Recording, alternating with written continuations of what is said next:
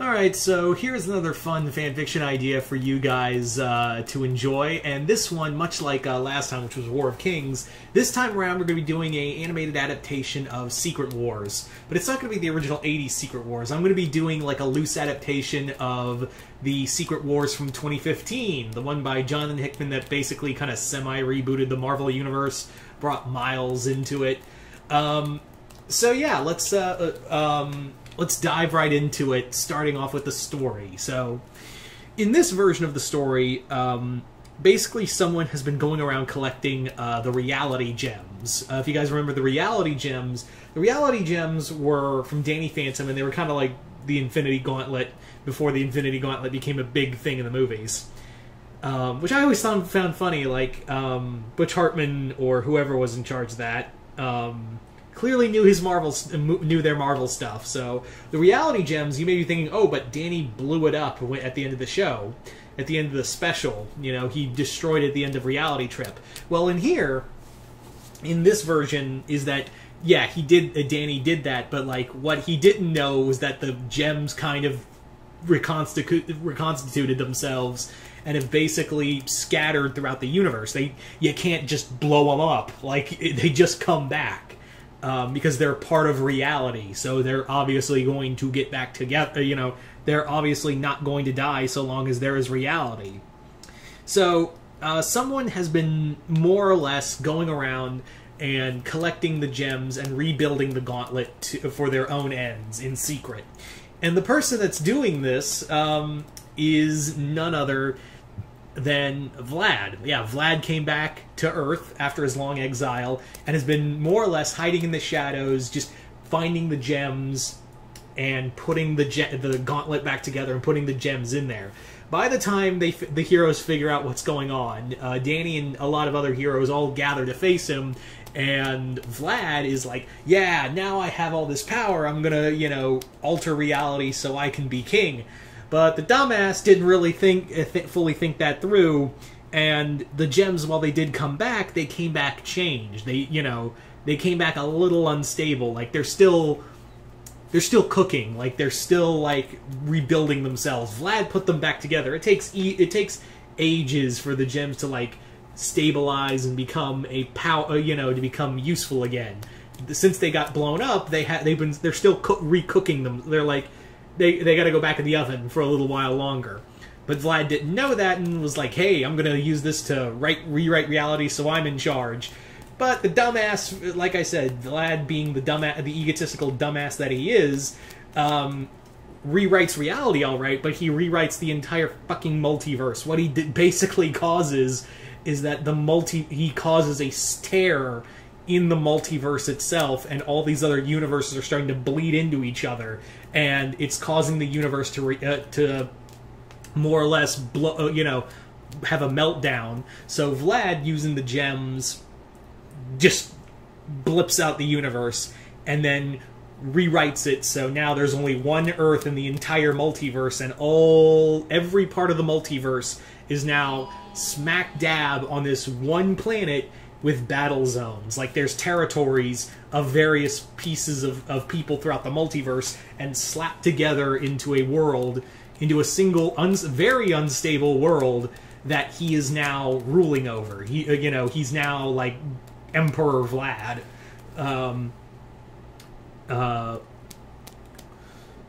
So yeah, that's pretty much the story. That is there is your big story right there.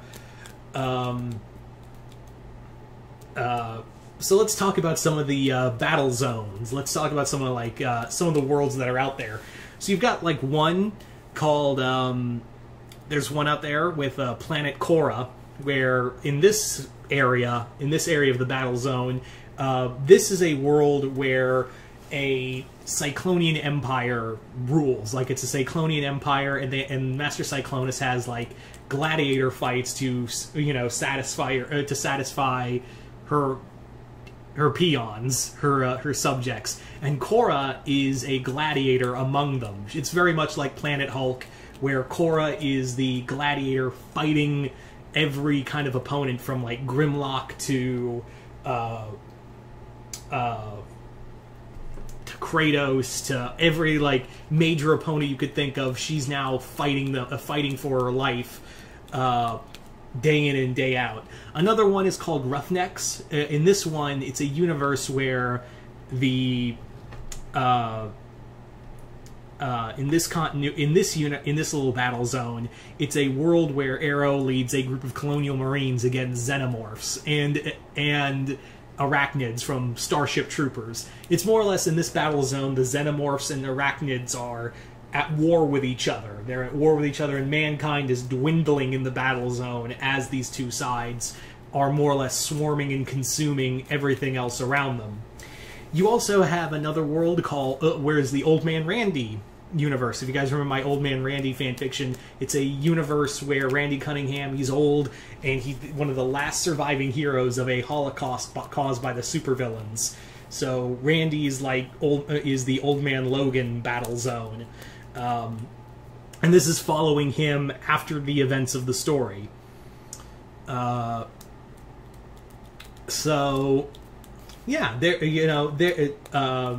there's a few other battle zones. It's also the battle zones are overwatched by these huge barriers, these huge walls that block each reality from meeting, each battle zone from encountering one another.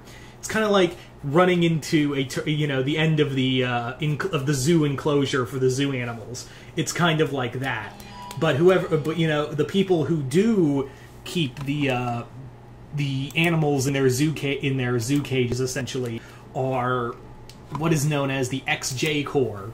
What is the XJ Core? The XJ Core is various reality versions of XJ9, Jenny. It's basically these various Jennies throughout the multiverse who are ranging from creations of Skynet, from ones who are built by the Cyberlinque.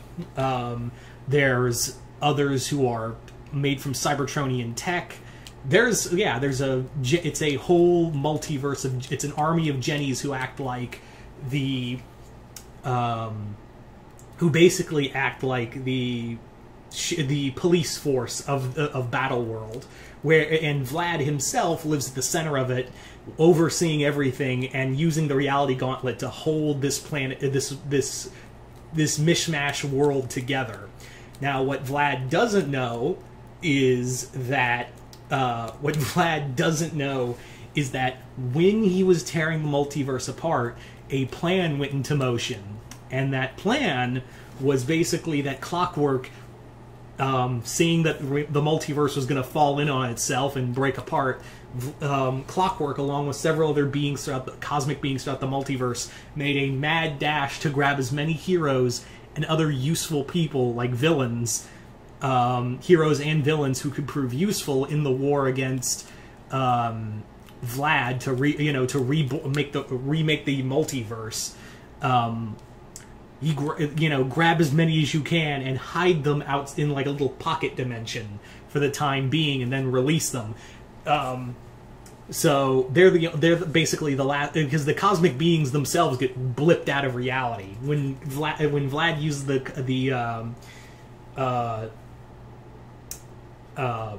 reality gauntlet. He encounters these cosmic beings and blips them out of reality, so they can't stand against him. So, more or less, the cosmic beings who grabbed many heroes and villains as they could and put them in this pocket dimension were like, that's our last chance. That is our Hail Mary. If that team fails, then we are fucked. We are 100% fucked. And Vlad doesn't realize it, but even though he's holding this reality together, he can't hold it for, it will put such a strain on the reality gauntlet that it'll break, and the last vestige of the multiverse, this mishmash Earth he created, will be gone, and that's not good. That isn't going to help anybody in this situation. So, yeah, like I said, it is the final stand if these heroes and villains don't make it. So, who are the heroes and villains at the end of the universe? Like, who are the last heroes and villains left to try to save the multiverse? So, you'd be thinking Danny would be here, but no, Danny was actually like, Vlad made it very clear that I don't want you here, Danny. You know, more or less gets rid of him. He's in the multiverse, like, he's in the battle world, so he can't be helped. So, you have the Green Ranger, you have Tommy here. Tommy the Green Ranger, he's here. You have All Might. He made it in. All Might survived. You have Black Hat. Black Hat from Villainous. He's here. Skeletor also made it at the end of Skeletor made it at the end of the universe. So you've got, you know, Skeletor here. You have who else made it? Space Ghost, he made it. Raya and Scorpion also, you know, they made it at the end of the multiverse. So it's all these little heroes and villains throughout the multiverse that got cherry-picked to survive and be like this last line of defense. Like, literally, the last thing Clockwork says to everyone is like, if you guys fail, it's over. Like, Vlad will lose control and this battle world will be destroyed. There will be nothing. It'll just be complete darkness. Just nothing. It'll just be nothing at the end of the universe. So you need to get your shit together and stop him. So there you go, guys. That is pretty much that's pretty much the whole story. Like I said, it was more based around the idea of the Hickman version of Secret Wars rather than the original 80s one. Although I might do a version of that at some point with characters. But anyway, you guys tell me in the comments below, what did you guys think of this story? Did you guys like it, hate it?